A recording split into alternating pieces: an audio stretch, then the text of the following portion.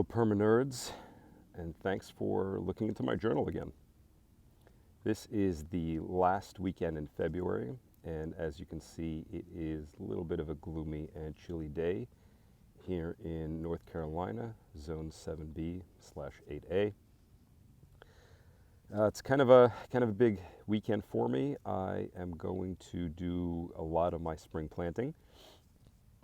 I'll show you some of the things that I'm putting out into the food forest today. I'll also show you some of the growth updates, even though there really aren't many. I'll also show you a little bit of the work that I've done to try to stabilize a slope that I have. And I'll probably tell you a little bit more about some of the decisions that I've made over the last 8 months in my food forest. All right, so here we go. First thing I'll show you today is my attempt at stabilizing some erosion that I've had on this little hill at the end of my driveway. So where you see the black topsoil, I was starting to have some channels, some almost mini draws, if you will, if you know anything about topography.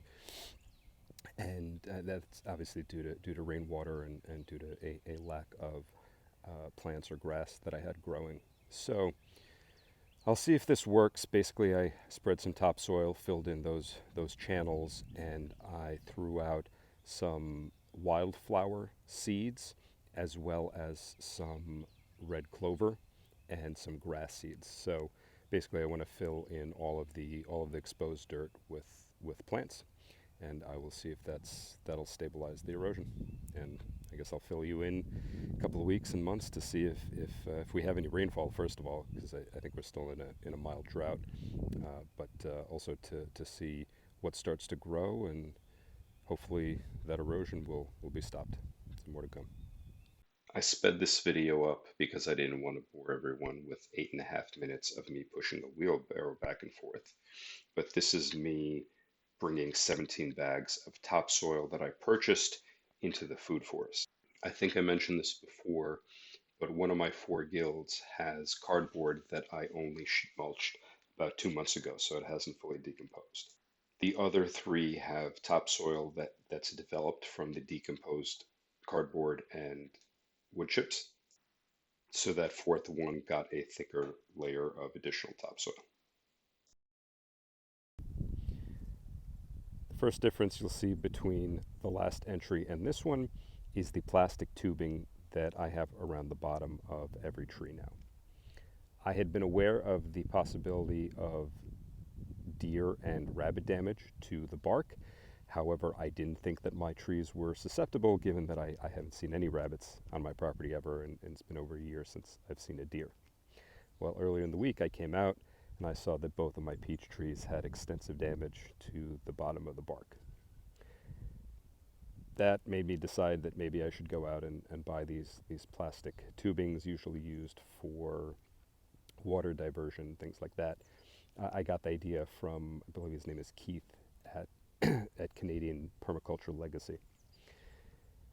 And I cut them up, cut them to the appropriate length, and then also cut cut them through the middle to allow them to open up around each tree, and I placed them out. Total cost was, I don't know, maybe $30-something for, I think, 20 feet of this tubing.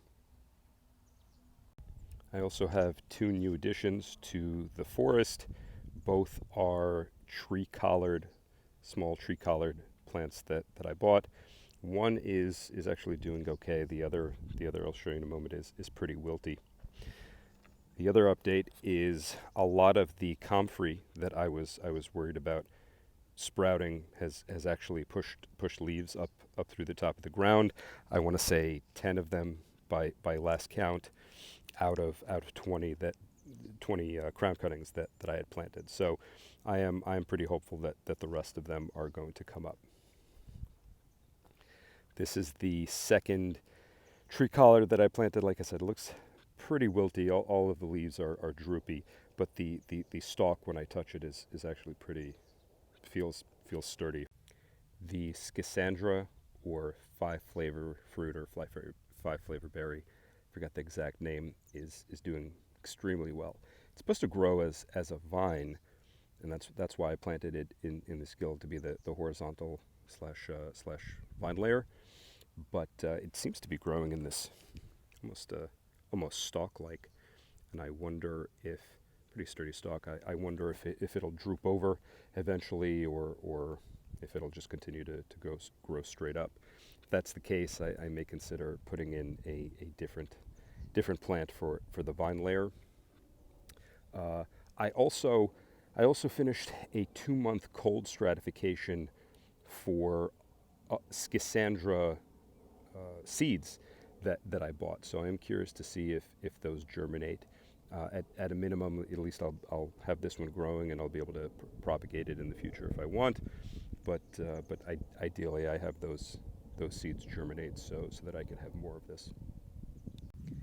Not sure if you can see it, but right here in the middle of the screen is a small leaf that one of the raspberry, actually 2 leaves now that I look at it, that one of the raspberry plants, one of the 3 that I planted, I don't know, beginning of January, mid-January, something like that, gives me hope that at least one of them will survive. Best case, both of out of the 3 new ones, I have 2 additional ones that I had planted in either November or December. Both of those are smaller than the 3 from January, and they look dead to me. I'll keep them out to see if they sprout in or if they put out new leaves and new growth this spring. Otherwise, I'll probably use that space for something else, and if they don't come out in the next, I don't know, month, maybe 6 to 8 weeks. In my forest, I have 2 types of kale, and I think I mentioned this last time, but those have done extremely well. They actually continued to grow through all of winter, including the cold January, especially unusually cold January that we had. And some of the leaves have started to fall down. Some of them have been eaten a little bit by an unknown insect, but otherwise they are looking very, very well. And this is the 2nd year that I'll have them, and I believe both varieties are a biannual, excuse me. Here are the other 2 of the other variety of kale that I have. And so, because I believe they're biannual, I'm expecting them to put out seeds by the end of the year. I doubt that I will harvest really any of this, because I don't particularly like kale, but also because I want them to go to seed as much as possible to spread more. Now, one thing that you will notice about this part of my forest, and it's actually, you can see it very well because of the electric fence that I have for the dogs, the flags that you see. So this part of the forest meets my neighbor's lawn. One concern that I have, because they have landscapers that come in and maintain the lawn for weeds, they do weed control for them. My concern is whether or not they're going to spray any herbicides in their lawn. I had actually asked my neighbor. She said that they weed by hand in this section of the lawn, which gives me hope. But if that changes, and if they change to a different landscaper, I am a little bit worried that some of the runoff of that herbicide is going to affect my plants. Can't really see it from here, but generally from left to right, if I zoom out, you can see it a little bit. From left to right, it slopes. There's a nice slope, so all of the water that makes contact with their lawn is definitely going to run down into my forest. But hopefully that they'll continue not to use herbicide, and or B, hopefully it won't really impact any of my plants. I had a bunch of things germinate in the last week in this guild, I think I call this guild 4. Let me zoom in for you. I'm 95% certain that this little seedling is miner's lettuce. I've seen it germinate in the past, last year, and fairly certain that's what that is. right to the left, and I apologize for the jerkiness of the video, to the left here, something popped up out of the ground. I don't think it's a seed that germinated. It's either a native plant, and I actually do have wild blackberry that grows in this part of the property. The other thought that I had is it could be an offshoot of this non-native blackberry bush that I planted a couple of months ago. It has been warm enough to where I think this has grown, and actually you can see right here at the top some new leaves that's pushing out. So the other thought that I have is maybe it's an offshoot of that. I'll let that grow probably for a couple of months. I mean, unless somebody who's watching can actually confirm that it is not in fact blackberry, in which case I'll just remove it. The other thing that I believe germinated was those carrot seeds that I threw out, I don't know, 3-4 weeks ago that I mentioned in my last video. So right there is more miner's lettuce, like I said, but these other ones surrounding it, I believe are the very tops of carrot seeds germinating. If anybody knows for sure, please let me know. The other thing that I see here, let me zoom out just to confirm that that's what I'm looking at, is this guy right here. So over the last 2 years, I have thrown out random strawberry seeds. I have never seen any of them germinate, but that looks like it could be raspberry to me, but I don't know for sure. Now, again, maybe somebody watching knows whether it is wild strawberry, or a something that's actively cultivated. Either way, please let me know. The other thing it could be, but it doesn't look like it, is mint. I've thrown out tons of mint seeds over the last 2 years. Well, I went inside to take a quick break from recording, have a snack, and charge some of my equipment. And my wife came home from some errands that she was running, and she let me know that I had a package. And of course, like a kid in a candy store, I was hoping that it was a plant. And it in fact was. It's a delivery of maypops, which is a North American relative of the passion fruit. And so that's going to be the horizontal / vine layer in one of my guilds. And I'll show you exactly where in my forest I'm going to plant that later on. But I figured while I'm inside, I would give you a tour, if you will, of all of the things that I'm going to sow today, mostly seeds and a few plants. By the way, so I'm not here to teach anyone about horticulture. I'm really only here to tell you what I know. Some of it might be correct, some of it might not be correct. Ultimately, you'll get to see what the successes and failures are. So I recognize that I may not be planting at the ideal time. It might be too early, might be too late for some of them. In particular, I think it is a little bit too early, not too early, but a little bit too cold still over the next couple of weeks to plant or to transplant this small basil that I have. Specifically, it is just says organic basil. It doesn't say the variety.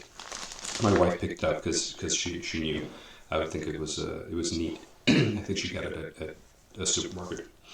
So that's the first non-seed plant that's going to go out today. And the second one, like I said, is this maypops. I don't want to turn the box around too much because I don't know how the plants are situated inside. But I think I bought 2 of them. I've also previously I put out some seeds directly into the topsoil for the maypops. So similar to this Cassandra, I'm hoping that in addition to these 2 small plants that are going to go directly, that in the next couple of months, maybe in the next couple of weeks, the seeds themselves will germinate, and again it'll just add to the density of plants that I have. Most of what's going out today, so the basil, I believe, is an annual, although I don't know if it will bolt and then go to seed. If it does, I'll allow it to do that. Worst case, I have some fresh basil until it starts to get cold, and I probably wouldn't plant it again. I mean, unless I get another one as a gift. The maypops is a perennial. I am in the correct growing zone for it. I want to say 8 and above, possibly 9 and above.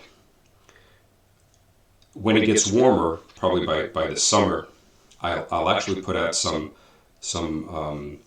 Passiflora edulis, which is the passion fruit, proper passion fruit from South America.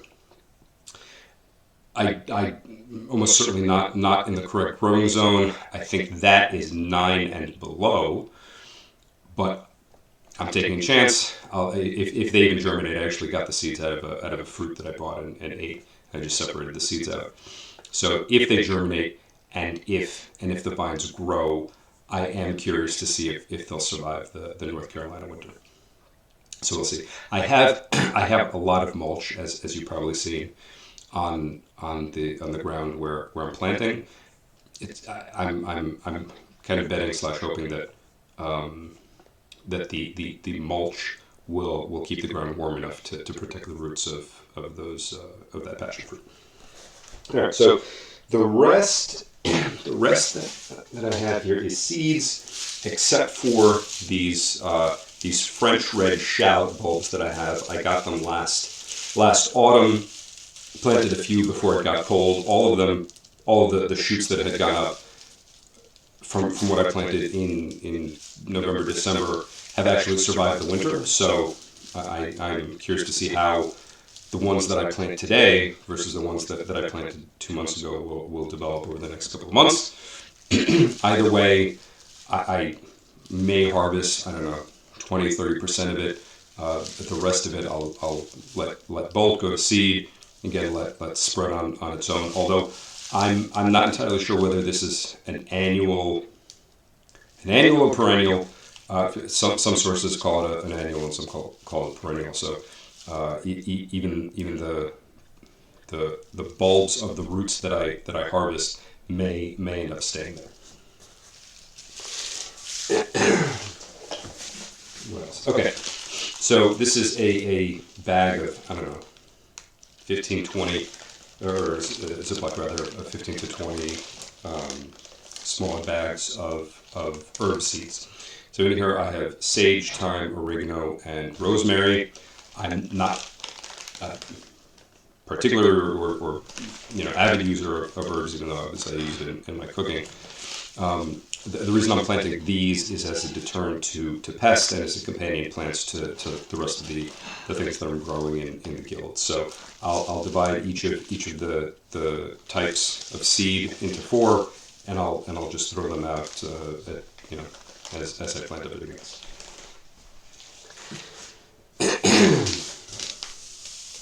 All right, corn salad, miner's lettuce, and good King Henry. Have not given up on these 3. In my previous video, I had said how I attempted to cold stratify them in December in my refrigerator. I think a lot of them germinated the moment I threw them onto the ground. The miner's lettuce, I would say, has the best chance of surviving. Earlier in the video, I showed you the miner's lettuce that's out there next to the carrots. I think I've seen a few good King Henry seedlings, and I did see back in January initially when I threw out that cold stratified mosh, it had actually started to germinate in the refrigerator. So I was hopeful. I did see those seedlings, but again, January was unusually cold, and I think I lost all of those. Now I do believe that these prefer cold stratification. I don't know if it's actually a necessity for them to germinate. But I'm going to throw them out today. Again, end of February.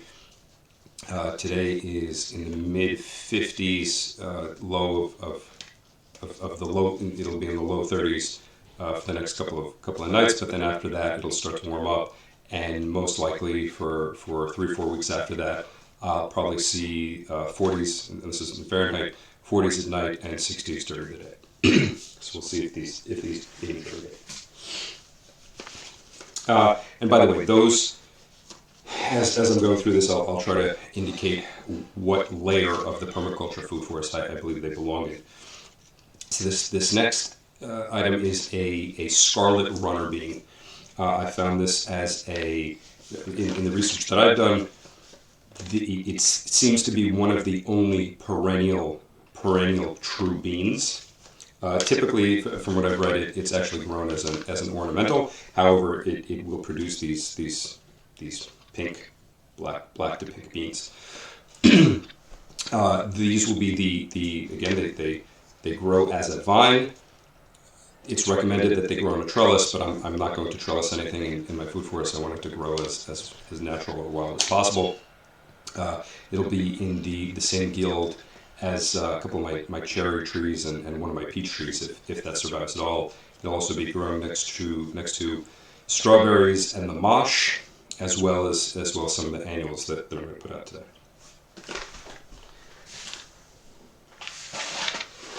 And the rest of what I'm planting today are annuals. My intent, just like with everything, is to let it bolt, go to seed, and self-propagate as much as possible. It may end up being the case that I lose some of these annuals entirely if I don't harvest them and if they don't self-seed the following season. I'm willing to risk that, but like I said, I'll probably harvest between 10 and 30% of them just to be able to eat something that I've grown myself. And I'll quickly go through these because I don't want the overall video to be too long. So we have a bush bean,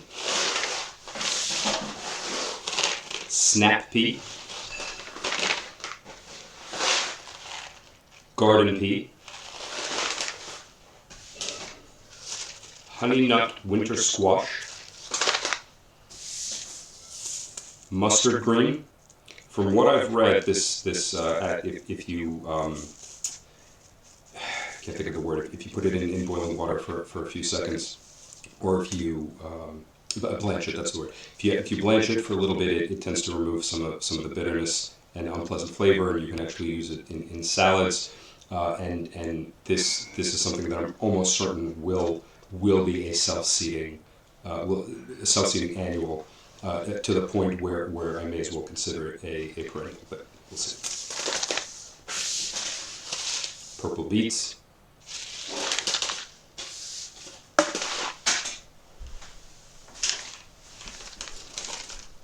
pumpkin, cosmic purple carrot. I don't know if it'll taste better than an orange carrot, but I figure it'll be a fun color. Sugar baby watermelon. I'm not a big fan of watermelon, but I know my wife is. And finally, cucumber. What I think I'm missing now that I've done an inventory is tomato. Some tomato seeds that I ordered. But that's it. I'll show you in the next clip. I'll probably show you how I'm going to go about sowing these. For the most part, it'll just be scattering them. I think some of the beans actually have to go down to a depth of maybe an inch. So I think as I expose the areas that I'm going to plant them in, expose them by moving the wood chips and then supplementing the soil there with some additional topsoil. I'll probably put those beans in first and then cover that with the topsoil that I'm going to add to those areas. But and the two plants that I have, or three plants that I have, the maypop and the basil, I'll dig a hole through any cardboard that's remained that hasn't degraded or decomposed over the last 3-4 months, depending on when I put them out. Some of the areas that I had sheet mulched with the cardboard and the wood chips, there's almost no, 0 to none, or small amount to none cardboard left. There is one spot that I sheet mulched as recently as mid-January, and the cardboard there I think it's still pretty thick, although I've kept it wet. it will probably continue to decompose over the next couple of months, but that is an area that I'm going to have a thicker amount of topsoil so that so that the seeds have a place to grow. But I'm relying on the fact that the cardboard is soft enough so that all of them will be able to push the roots down to the actual soil underneath.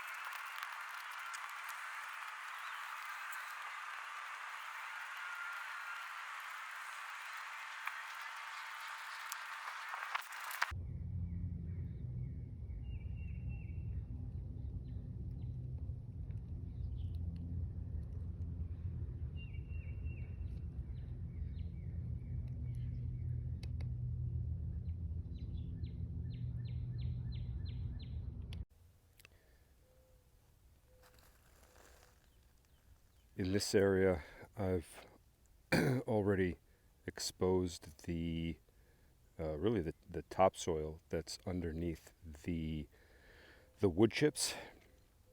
This is an area that's had the sheet mulching decomposing the longest. All right, well, I am thoroughly exhausted. It is 6 p.m. I started all this planting and topsoil exposure and all that about noon. So I've been at it for about 6 hours, and it was tough. Today might be the most consecutive amount of work that I've done for the food forest,